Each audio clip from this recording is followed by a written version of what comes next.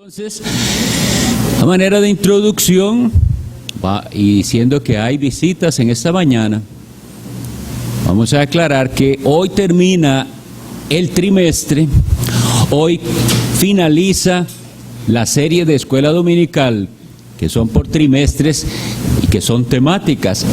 El tema de este trimestre de octubre, noviembre y diciembre fue llamado el enfriamiento espiritual.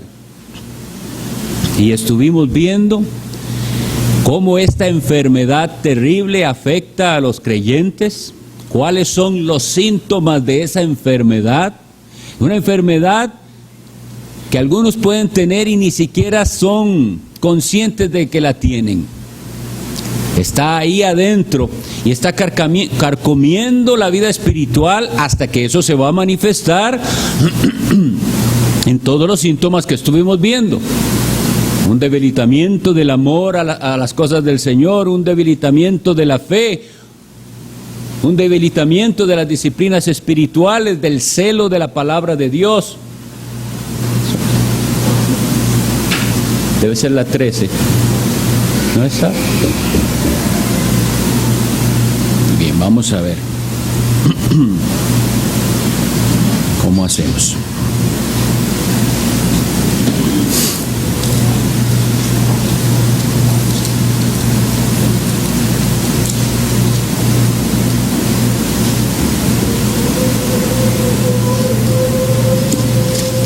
Tenemos un problema con las diapositivas, pero voy a buscar el pasaje y vamos a exponerlo. Lo que debe hacer es, como actualizarlo, porque yo lo puse esta mañana.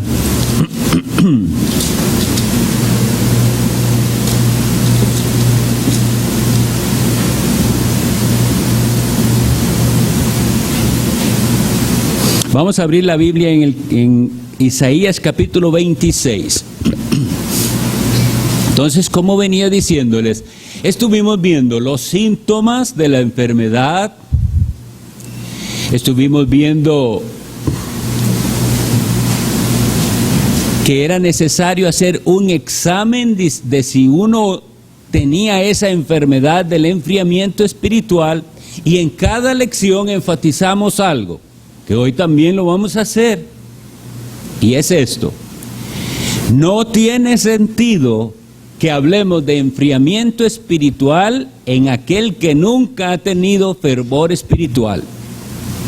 Es decir, si alguien nunca ha experimentado la maravilla del nuevo nacimiento, el gozo de la salvación, si alguien no conoce lo que es la presencia del Señor, orar, el deseo de compartir el evangelio, esa persona no puede hablar de enfriamiento espiritual, nunca ha tenido vida espiritual. Si ha tenido algo, es una rutina fría y religiosa de venir a la iglesia, leer a veces la Biblia, a veces hacer alguna oración, pero esa persona no es que se ha enfriado, es que no conoce la verdadera comunión con el Señor Jesucristo. Pero aquellos que sí pueden decir, en el pasado, yo recuerdo con cuánto entusiasmo me sentaba yo a leer la Biblia, cómo procuraba sacar esos tiempos para estar a solas con Dios y orar, cómo me preocupaba el bien de los demás, me llenaba el corazón de angustia ver a tantas almas perdidas a mi alrededor, tanto error, tanto pecado. Y ahora no es así.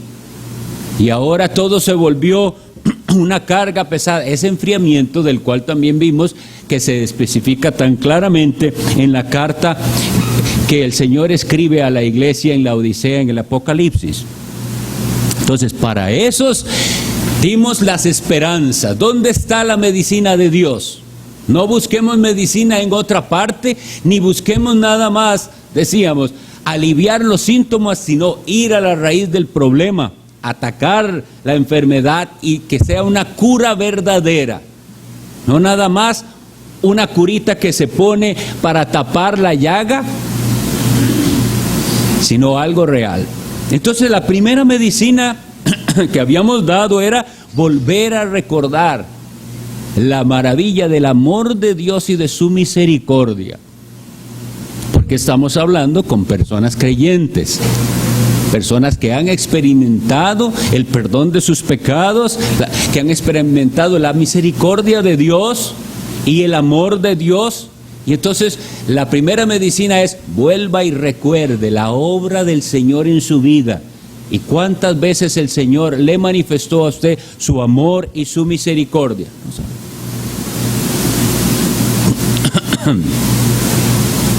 Lo siguiente fue recordar el pacto de Dios, que Dios es fiel a lo que Él prometió.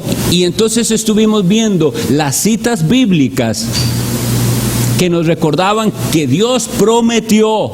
Dios no dice algo y después cambia de opinión, sino que vimos que Dios, que es inmutable, y esa palabra inmutable significa no cambia nunca, Él hizo un pacto. Y ese pacto decía que tenía que ver con un amor eterno de Él por su pueblo, y que Él no cambiaba. Esa fue la segunda medicina que propusimos.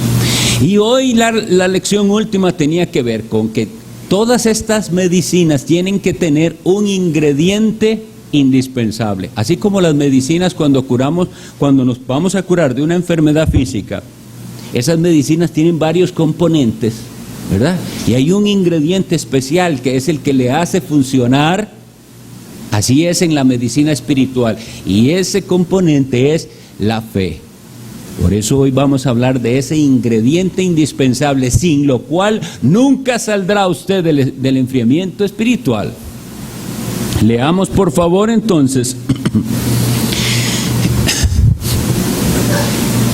Isaías 26, a partir del versículo 2.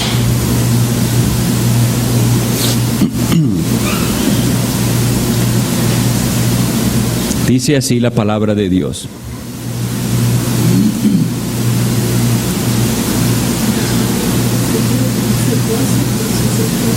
Ajá, ok. Está bien, muy bien. Qué dicha, el error era mío, sí estaba ahí la lección. La Biblia dice así: abrid las puertas y entrará la gente justa, guardadora de verdades. Tú guardarás en completa paz a aquel cuyo pensamiento en ti persevera, porque en ti ha confiado.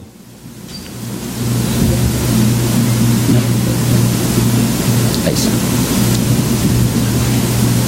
Ahora sí.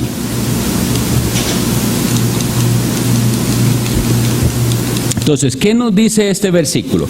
La primera promesa es que Dios guardará a los suyos. Eso es lo primero que nos dice.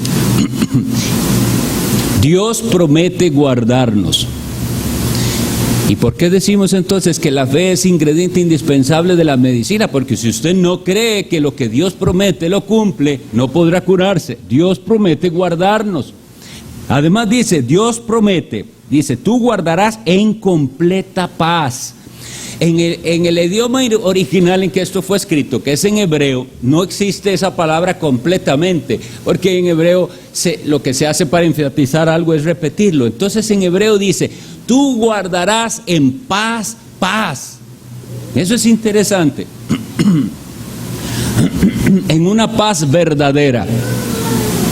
Y luego aquí nos dice las condiciones.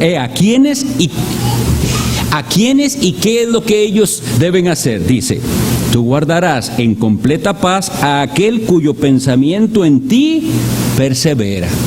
Esta es nuestra primera, aquí tenemos que detenernos. Nuestro pensamiento, el cristiano piensa en Dios, sus pensamientos están en Dios. No a veces, todo mundo a veces puede que piense en Dios. Los incrédulos, los impíos, los que viven, en pecado, a veces se acuerdan que hay un Dios. El pueblo de Dios tiene sus pensamientos en Dios, cuyo pensamiento en ti persevera. Eso es lo que tiene el cristiano en su mente, sus pensamientos. Nosotros, dice la Biblia, los cristianos tenemos la mente de Cristo, una comunicación verdadera con Dios. Y luego dice, cuyo pensamiento en ti persevera, y la razón está aquí, porque en ti ha confiado. vamos a ver cómo esta confianza que tenemos en Dios es verdaderamente la fe en acción. Vamos a leer Efesios 3:12.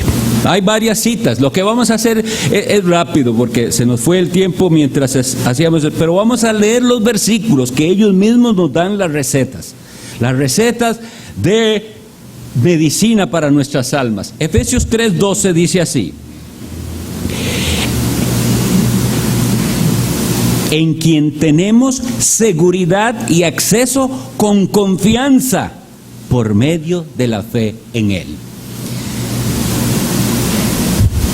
Esto lo hemos estado viendo y enfatizando en Hebreos, que antes no había ese acceso a Dios. El pueblo de Israel, cuando Dios bajó a dar la ley en el Sinaí, la orden de Dios fue: no se acerquen, hay un límite, no pueden acercarse. Dios es muy santo y ustedes pecadores. Pero ahora nosotros en Cristo más bien se nos dice: acérquense, porque en Cristo tenemos seguridad y acceso con confianza. ¿Cómo? Por la fe en Él, por la fe en que lo que Cristo hizo es suficiente para que nosotros podamos acercarnos. Si usted no cree que lo que Jesucristo hizo es suficiente, no hay fe. Y cuando dudamos, cuando estamos tambaleándonos, es porque no estamos creyendo que lo que Cristo hizo es suficiente. Vea que aquí dice que es por medio de la fe en Él que podemos acercarnos con confianza. Usted se siente alejado de Dios y se siente frío y se siente mal espiritualmente, pero usted no va a ir a Dios confiando en usted mismo. Usted va a ir confiando en Cristo, en que lo que Él hizo es suficiente. Vamos a ir a Isaías 50:10 ahora.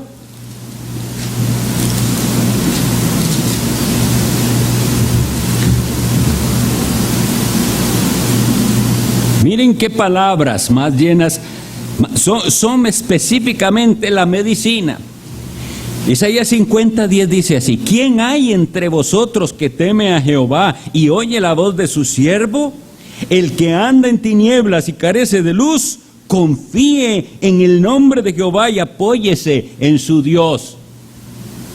¿Usted quiere que ese versículo lo pueda aplicar a su vida? Tiene que hacerse las preguntas, porque aquí dice que esto es para los que temen a Dios.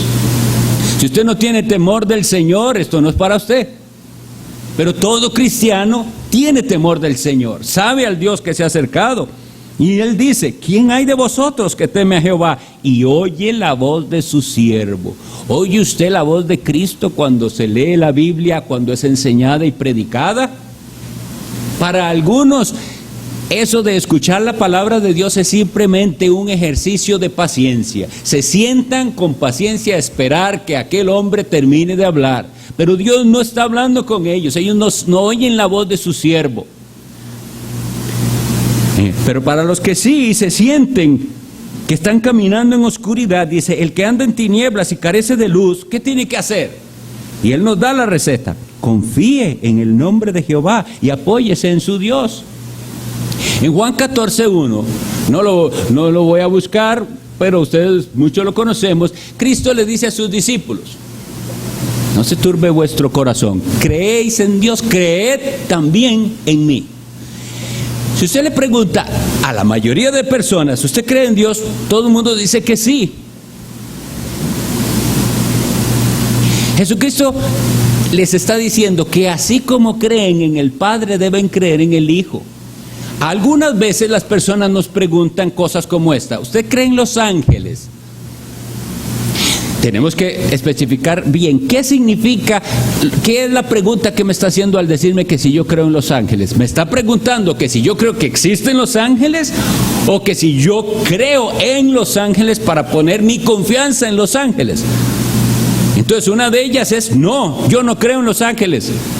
Los ángeles existen, claro, pero mi fe nunca va a estar depositada ni en los ángeles, ni en los santos, ni en María. Y por eso cuando nos preguntan: ¿cree usted en la Virgen María?, hay que especificar qué es lo que me está preguntando. Que si yo pongo mi fe en ella. No, yo no puedo hacer eso.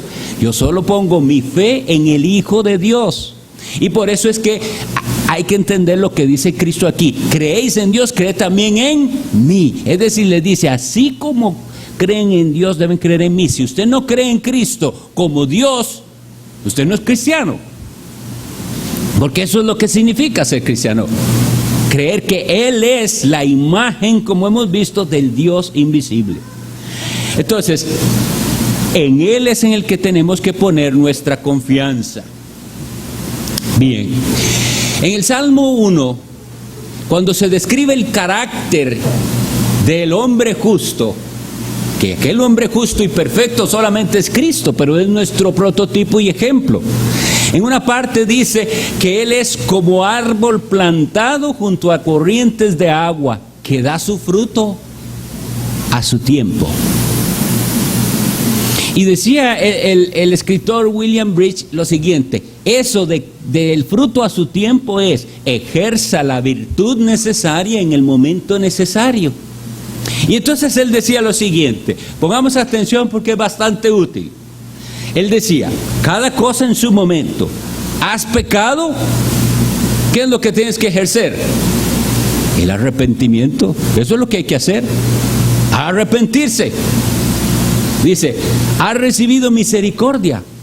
Siente que el Señor le ha brindado su perdón. Ejerza el agradecimiento. Esté agradecido. Dice, ¿le ha puesto el Señor en una situación en la cual usted vio a alguien necesitado? ¿Qué es lo que tiene que ejercer en ese momento? La caridad, el amor. Porque el Señor le trajo a alguien necesitado para que usted ejerza ese fruto que se llama el dar, el amor.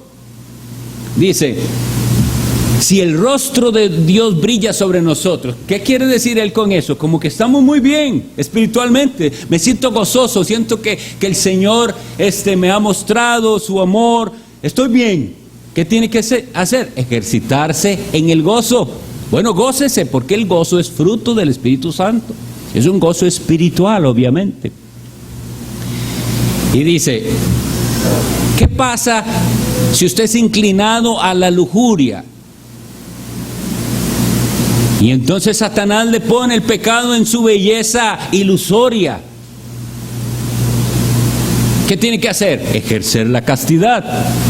Ese es el momento de decir, no, yo me guardo para mi Señor, este cuerpo es templo del Espíritu Santo, no voy a mancharlo con el pecado sexual o de la lujuria. Ese es el momento de hacer las cosas. Que nosotros fallamos en hablar de aquello que no necesitamos en ese momento. Y entonces las personas, cuando no están en riesgo de un pecado como lujuria, hablan en contra de ese pecado, pero es en el momento de la tentación donde deben ejercer la castidad y no ufanarse de que ellos no han caído porque no han estado en periodo de tentación. Y igual con las demás cosas. Entonces, llegamos al que nos interesa. Si hemos llegado a ese estado de desánimo y desaliento y de enfriamiento, lo que nosotros tenemos que ejercitar es la fe. Recuerden que en una de las enseñanzas a través del curso dijimos que era que lo imaginemos como un músculo y que el músculo entre más se usa y se entrena, más se fortalece y se agranda. Así es la fe. La fe es don de Dios. Pero una vez que Dios nos dio ese don de la fe, tenemos que ejercitarlo para que eso esté fuerte. Porque si no, ¿qué pasa con un músculo no usado? Se atrofia. Entonces, tengamos muy presente que estamos hablando de la fe. Y el Señor en su misericordia nos ha venido confirmando en que necesitamos esto, de ejercitarnos en la fe y de crecer en esto, porque estamos estudiando Hebreos 11 en las mañanas. En Hebreos 11 leemos en 11:27 lo siguiente: por la fe dejó a Egipto no temiendo la ira del rey, porque se sostuvo como viendo al invisible. Está hablando de Moisés. ¿Y cómo fue que él se sostuvo? como viendo al invisible. Entonces, la fe nos va a servir para ver las cosas como las tenemos que ver. Si nosotros no vemos las cosas a través de esa fe, las vamos a ver distorsionadas. Esto es un repaso también, porque recordemos que en aquella terrible amonestación que vimos que hacía Cristo a la iglesia en la Odisea, le dice: unge tus ojos con colirio para que veas. Usted no está viendo las cosas como las tiene que ver. El mundo, Satanás, nos presenta espejismos, cosas que parecen ser algo que no son. Y el mundo nos presenta las cosas distorsionadas. Necesitamos ver las cosas como son, como hizo Moisés. Se sostiene viendo al que no se puede ver. ¿Cómo se hace eso? Por la fe. Entonces, en la vida cristiana, nosotros somos llamados ¿a qué? A santidad. La Biblia dice, 1 Tesalonicenses 4:3, la voluntad de Dios es vuestra santificación. ¿Cómo presenta el mundo la santidad y la santificación?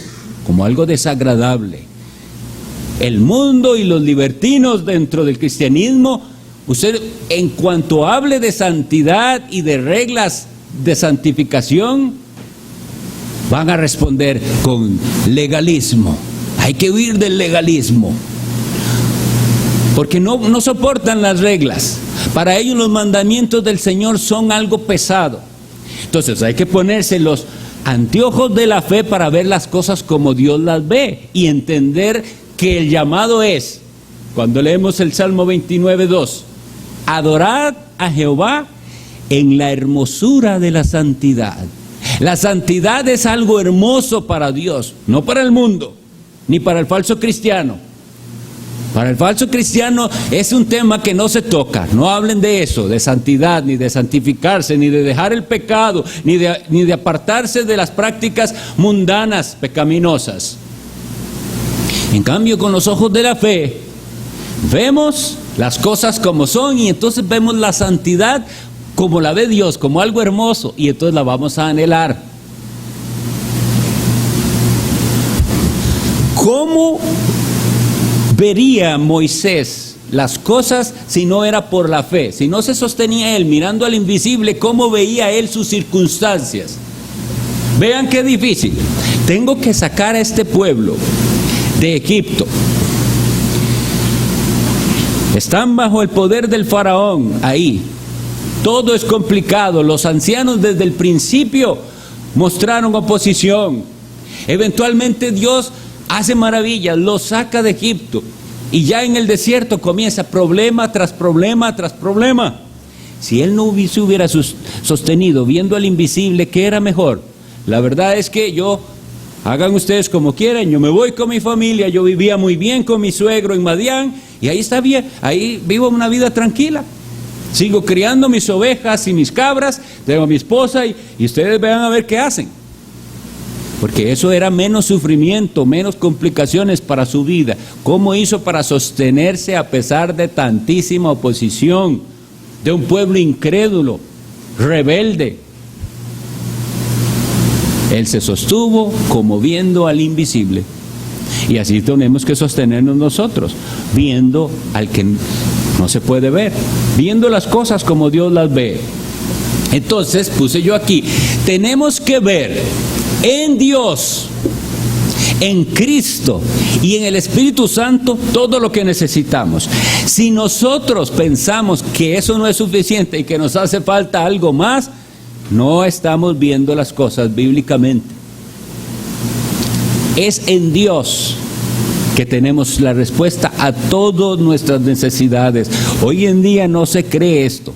Y por eso en las iglesias se añaden cosas y nuevos programas y nuevas ideas, porque no les parece que en Cristo está todo, porque no les parece que el Espíritu Santo de verdad es nuestro ayudador, porque no están apoyándose en Dios Como decía el primer en Isaías donde leímos, apóyese en su Dios. ¿O será que no es este su Dios?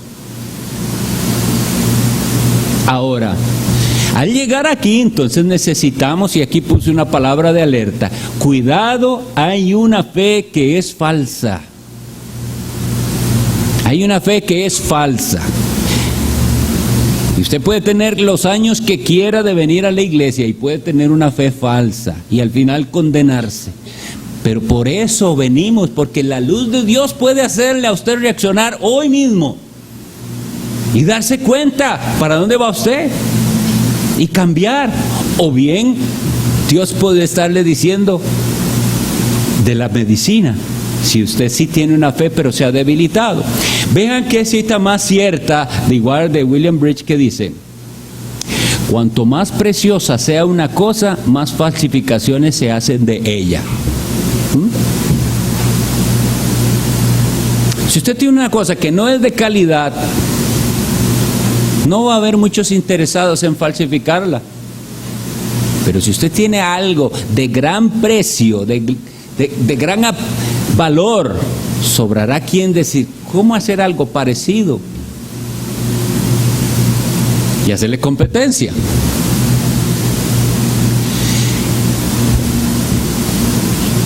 Cuanto más preciosa sea una cosa, más falsificaciones se hacen de ella. La fe es valiosísima y es preciosa, la fe verdadera.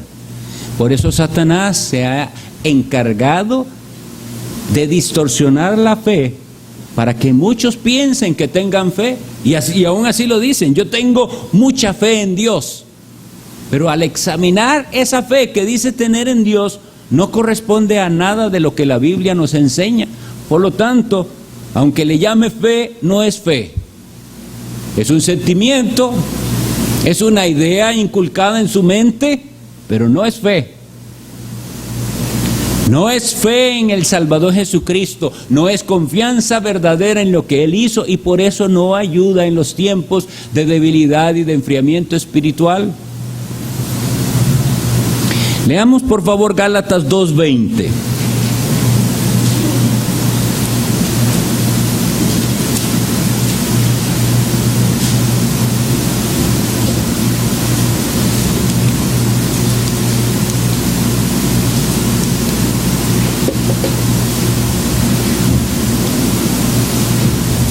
Gálatas 2:20 es versículo de memorización también. Con Cristo estoy juntamente crucificado, y ya no vivo yo, mas vive Cristo en mí. Y lo que ahora vivo en la carne, lo vivo en la fe del Hijo de Dios, el cual me amó y se entregó a sí mismo por mí. La fe verdadera está calificada así: la fe del Hijo de Dios. La fe de Jesucristo, la única fe verdadera, aquella que se describe también en Efesios cuando dice: un Señor, una fe, un bautismo, una verdadera fe. Y bueno, repaso para algunos, tal vez otros no han escuchado, pero la fe envuelve más que simplemente ese sentimiento. La fe es el conjunto de enseñanzas y doctrinas que nos fueron dadas en la Biblia para nuestra salvación. Y es aquella que estudiamos en Judas, que decía: la fe que fue una vez dada a los santos, el depósito de la fe. Pero también es aquel don que Dios da para que nosotros confiemos plenamente en la obra de su Hijo Jesucristo, y a través de esa obra recibamos el perdón de nuestros pecados. Y aquel que recibe el perdón de sus pecados es únicamente el que se ha arrepentido, el que ha pedido perdón. No hay perdón para el que no se ha arrepentido ni ha pedido perdón. Cada uno de nosotros está llamado a clamar y a clamar al Señor Jesús en humillación pidiendo su perdón y creyendo que lo que Él hizo es suficiente. Esa es la fe del Hijo de Dios. El que tiene esta es el que puede decir que está con Cristo, juntamente crucificado, que ya no vive para sí mismo ni quiere vivir para sí mismo, que ahora vive para Dios. Es la fe del Hijo de Dios.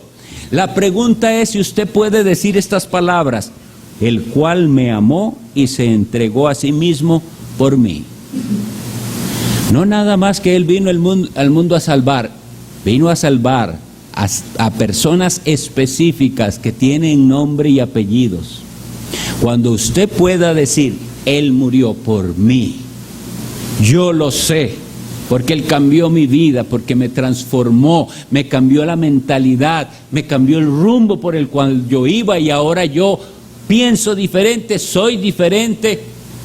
Cuando usted pueda decir eso, entonces usted puede también apropiarse de estas promesas maravillosas que estamos leyendo. Tengamos cuidado a la hora de poner el orden correcto de las cosas. Salmos 37:3. Porque constantemente corremos el riesgo de invertir el orden de Dios, el orden de la salvación.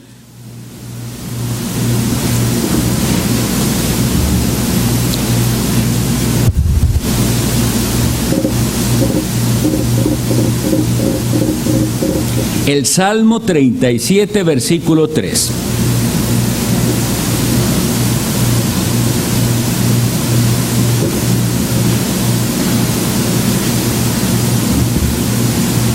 Dice así: confía en Jehová y haz el bien, y habitarás en la tierra y te apacentarás de la verdad. Ese orden es importantísimo. Aquí no dice haga el bien y entonces confíe que Dios le va a ayudar porque usted hizo el bien. Eso no es lo que ahí dice, pero esa es la religión de la mayoría. Esa es la religión de la mayoría. Es una religión del esfuerzo personal. Es una religión de obras. Es una religión que se basa en lo que el hombre hace.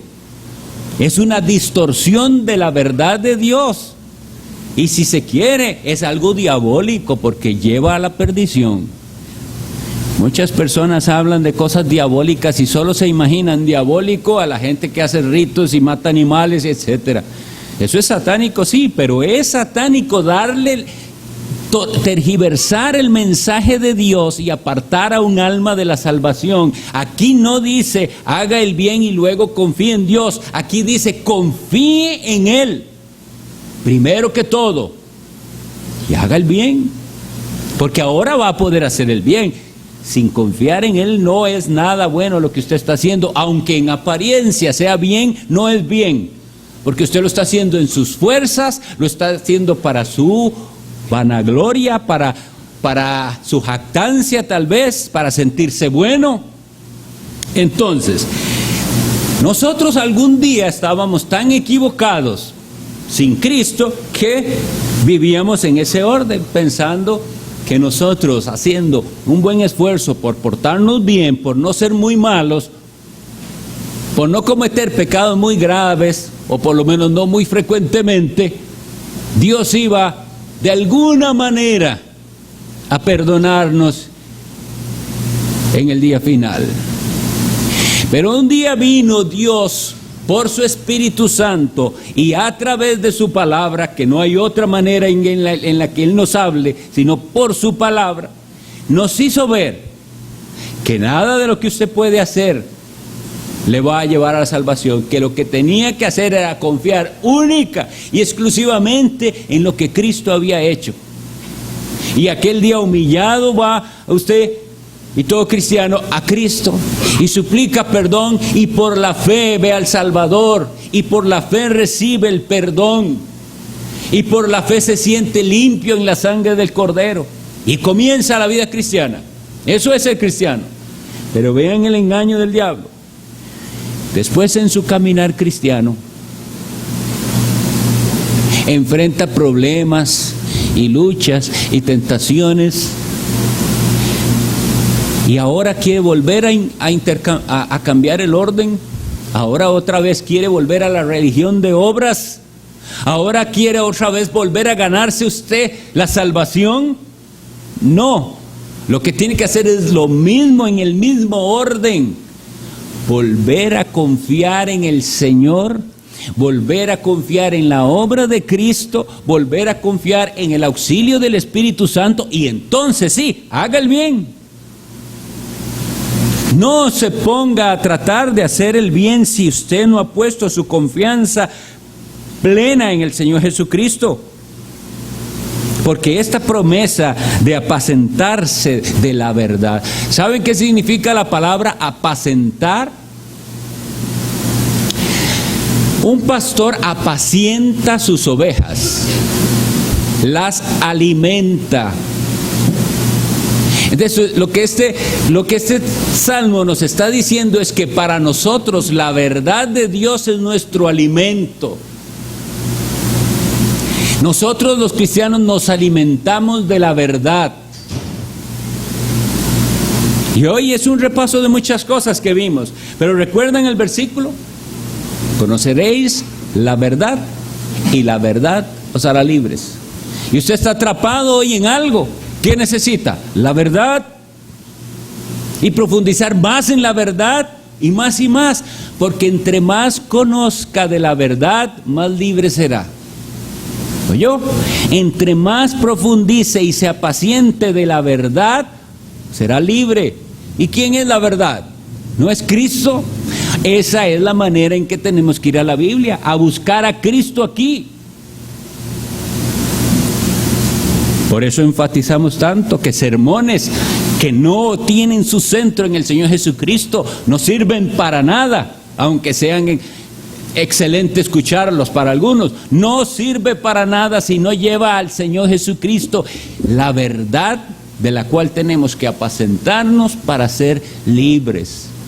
Si usted viene al culto, a la enseñanza dominical, al sermón, a lo que sea, si usted leyó la Biblia y no pudo hacer una conexión, ni vio a Cristo,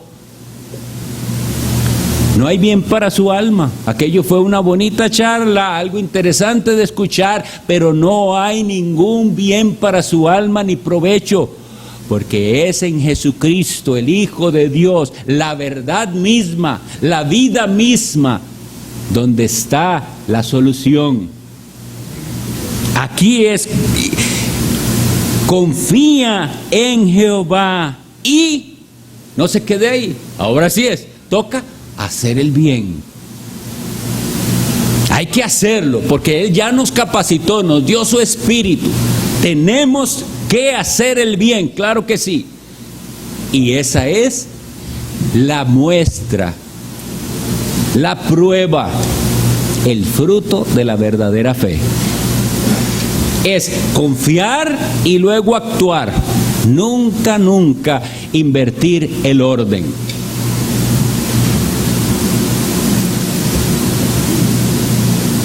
Casi en un himnario.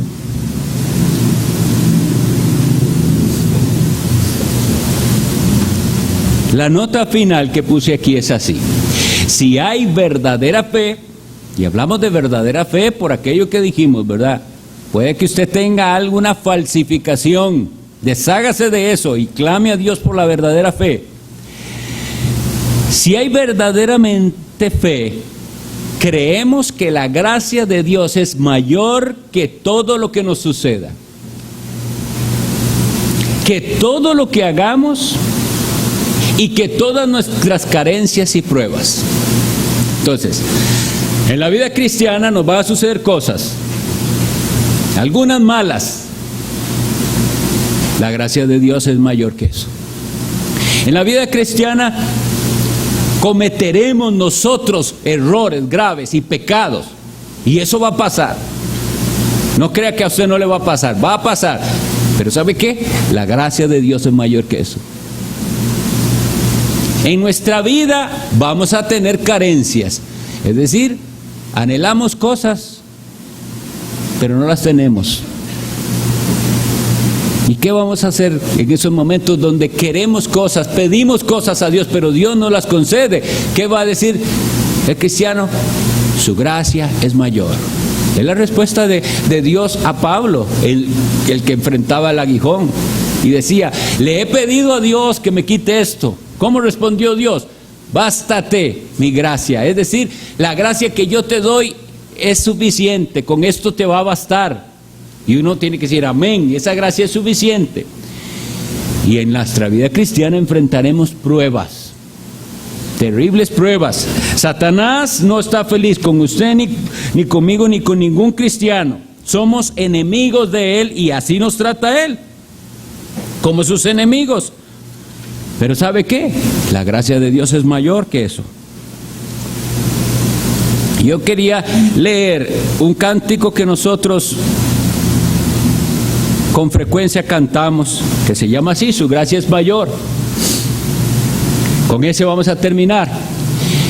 La última nota que les ruego atender es: la gracia de Dios es suficiente y es su gracia. Dios nos manda a ejercer fe confiando en que por su gracia nos dará lo necesario para recuperarnos, ser restaurados y vencer. Esto es una guerra. Si no se había dado cuenta, dése cuenta, esto es una guerra. El cántico es el 438 y quiero terminar nada más leyéndolo y vayamos meditándolo. De la gracia de Dios, dice: su gracia es mayor si las cargas aumentan, su fuerza es mayor si la prueba es más cruel. Si es grande la lucha, mayor es su gracia. Si más son las penas, mayor es su paz.